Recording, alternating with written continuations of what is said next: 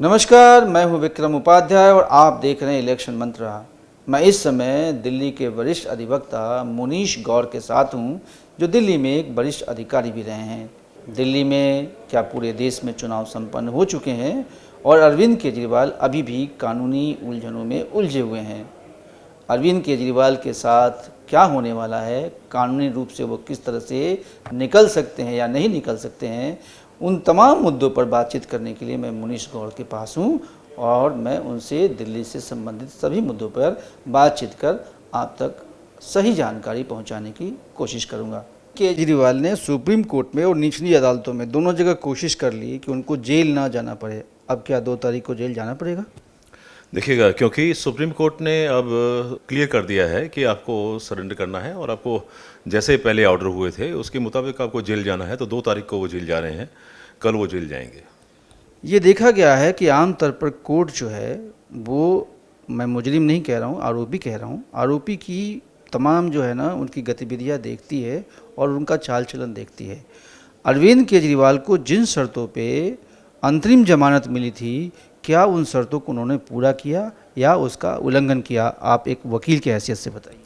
देखिएगा, supreme court ने कुछ कंडीशंस भी लगाई थी। उसमें ये कहा गया था कि आप इस केस की चर्चा पब्लिक में नहीं करेंगे, लेकिन उन्होंने अपने आप को बेगुनाह साबित करने के लिए पब्लिक को झूठ बोला, पब्लिक को बताया कि ये सरकार ने उनको भेजा है जेल, ये कोर्ट ने नहीं भेजा है। जबकि बात सीधी सबको क्लियर है कि कोर्ट के आदेशों के अनुसार उनको जमानत नहीं दी गई और उनको जेल जाना पड़ा। कई बार उन्होंने समन्स जो आए थे उनको भी नकारा, उसमें उन्हें अमल नहीं किया, वो अपीयर नहीं हुए। तो 8-8, 10-10 बार जब आप अपीयर नहीं हो रहे हैं तो कोई विकल्प नहीं हो जाता है। इन्वेस्टिगेशन एजेंसीज़ के को इन्वेस्टिगेशन करना है।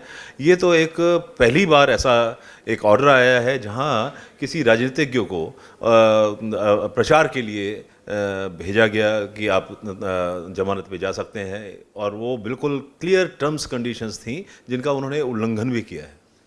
मुनीश जी, पूरे प्रचार के दौरान अरविंद केजरीवाल यह कहते रहे हैं कि प्रधानमंत्री निजी खुन्नस, निजी दुश्मनी निकालने के लिए उन्होंने जेल भेजा, जबकि तमाम सबूत जो ईडी कहती है कि उनका सीधा लेन देन का भी उनके पास सबूत आ गया है।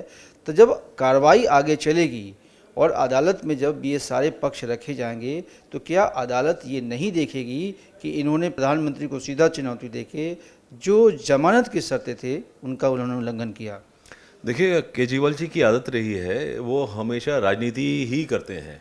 प्रधानमंत्री ने उनको नहीं कहा था कि शराब की पॉलिसी ऐसे बनाइए, उसमें इस तरह से आप जो कम आयु कीजिएगा। अब बताइएगा कि 25 वर्ष से उन्होंने आयु 21 की, 21 वर्ष की आयु का अब बालक अब शराब की दुकान पे जा सकता है, किसी भी रेस्टोरेंट में शराब का ऑर्डर दे सकता है।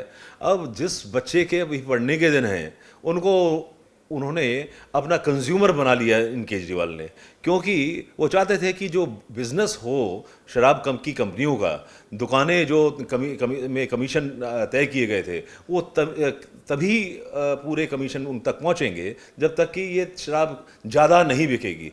मुनीष जी, एक कानून का एक दूसरा पहलू और भी इसमें है।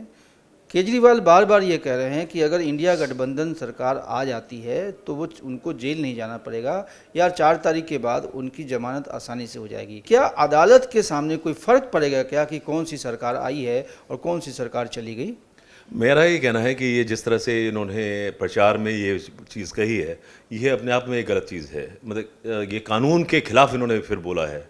ये सोचते हैं कि सरकार कानून चलाती है, सरकार कोर्ट चलाती है, ऐसा नहीं है। बात यह है कि ये इन्वेस्टिगेशन चल रहा है, ऐसे में तो उनको ये बात बोलनी ही नहीं चाहिए।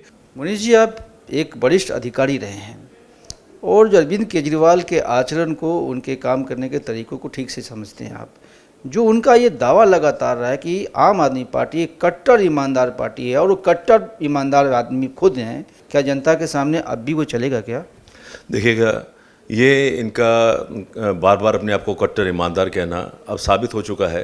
3 मंत्री जब जेल में जा चुके हैं और वो 1 नहीं 2 नहीं कई महीनों से जेल में हैं, और ईडी ने उनका मनी ट्रेल पकड़ा है कि उन्होंने किस तरह से पैसा कहाँ से आया है और कहाँ तक गया है। साउथ में जिस कंपनी ने इनको जो पॉलिसी बनाने के लिए इनको काम दिया था, वहाँ से उनसे कितना पैसा आया और वो कहाँ कहाँ खर्च हुआ, ये भी ट्रेल मिल चुका है।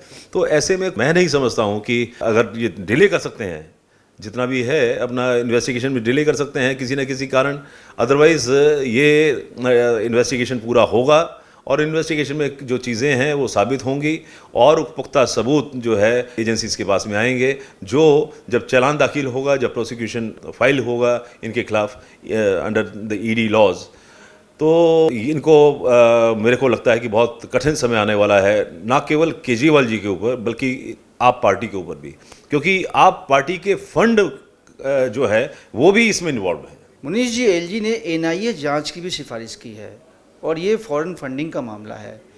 खबर ये आई है कि विदेशों में कोई इनके समर्थक ने एक ही अकाउंट से कई लोगों से पैसे लेके इनके अकाउंट में ट्रांसफ़र किया है।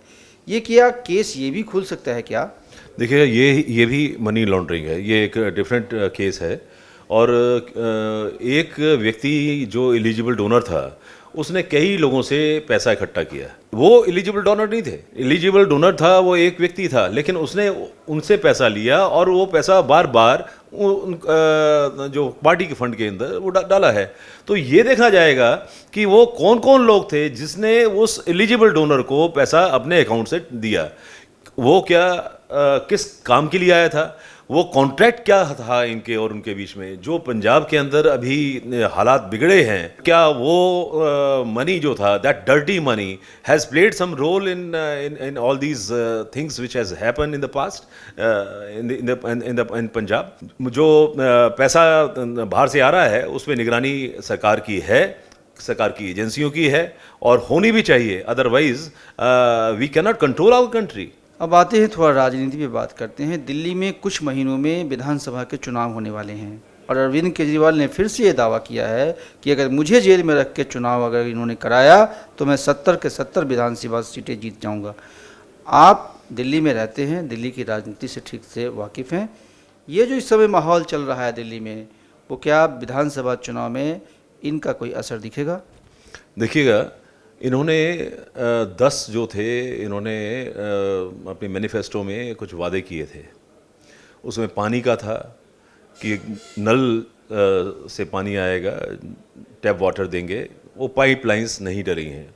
दिल्ली में सैकड़ों बस्तियां हैं, आप देख रहे हैं कई दिनों से गर्मी का मौसम है, किस तरह से लोग त्राही त्राही कर रहे हैं। पानी के टैंकर आ रहे हैं, एक टैंकर कम से कम भी समझेगा कि 500 घरों को पानी देने की कोशिश कर रहा है। उसमें कितने पाइप्स डले हैं, कितने लोग गिर रहे हैं गर्मी के अंदर, जिस वक्त अब तापमान दिल्ली का 48 डिग्री हो चुका है। ऐसे तापमान में वो पानी लेने के लिए जा रहे हैं।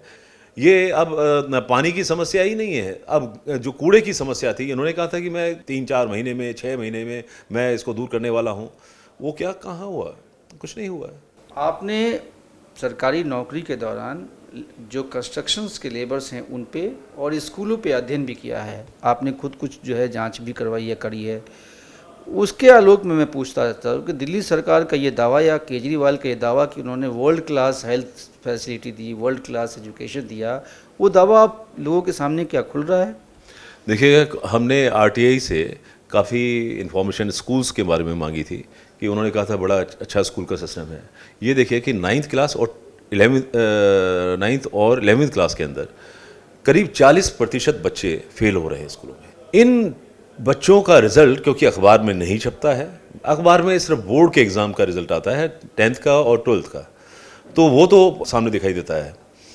और उसके अंदर भी पिछले साल करीब 4% बच्चे पास हुए थे जो 9th और 11th में थे। उनको बढ़ा कर उन्होंने करीब उसको 40-50 तक लेके आए हैं।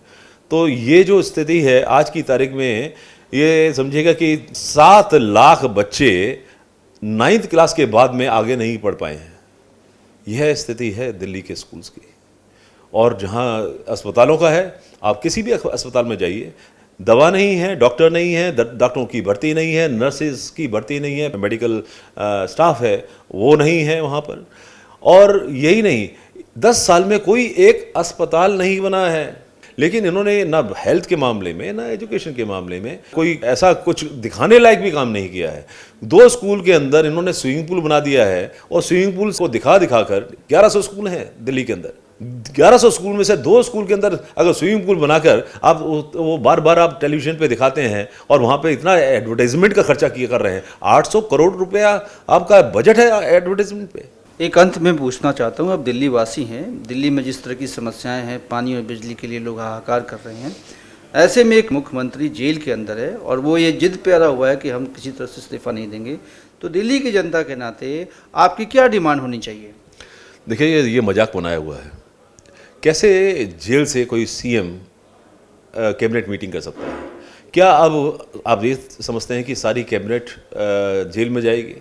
क्या ये अनुमति दी जा सकती है under the rules on the subject? एक व्यक्ति महीने में कितनी बार मिल सकता है, इसके लिए भी जेल का एक स्टैंडर्ड प्रोसीजर है। और फिर उसमें जो सिग्नेचर होंगे, जो रिकॉर्डिंग होगी, वो जेल के अधिकारियों को करनी पड़ेगी। अब वो कहेंगे कि कॉन्फिडेंशियल नहीं है, हमें तो अकेले अलग से बात करनी है, मुझे मेरे घर में जेल का सेल बना दीजिएगा, उसको जेल ट्रीट कर लीजिएगा, वो नोटिफाई कर दीजिएगा। तो इनकी मांगे ख़त्म नहीं होने वाली हैं। ये जनता को धोखे देके ये आए थे। इन्होंने ये कहना था इनका कि हम बहुत क्लीन गवर्नमेंट देने जा रहे हैं, भ्रष्टाचारियों को हम के विरोध में हमारी पार्टी के जो मंत्री हैं वो कोई भी ऐसा भ्रष्टाचार का कोई एक्ट नहीं करेंगे। और अगर किसी को लांछन लगता है, एलिगेशंस लगते हैं, तो वो तुरंत त्यागपत्र देगा। तो ये त्यागपत्र आज की तारीख में जनता सबको मांगती है। कोई पढ़ा लिखा भी नहीं है, गरीब आदमी को मालूम भी नहीं है कि ये वही केजरीवाल है या अब केजरीवाल बदल गए हैं। अब वो केजरीवाल को तो वोट दी थी उन्होंने, अब इस केजरीवाल को तो कोई वोट देने वाला नहीं है। तो ये थे एडवोकेट मुनीश गौर, जो दिल्ली सरकार में वरिष्ठ अधिकारी भी रहे हैं, जिनको केजरीवाल के कार्यकलाप के बारे में अच्छी जानकारी तो है ही, साथ में दिल्ली की समस्याओं से भी अच्छी तरह से परिचित हैं। उम्मीद है इनके साथ साक्षात्कार आपको अच्छा लगेगा और फिर हम किसी और शख्सियत के साथ पुनः आपसे मिलेंगे। तब तक के लिए मैं अपने कैमरामैन सरबजीत सिंह के साथ विदा लेता हूं। फिर मिलेंगे। नमस्कार।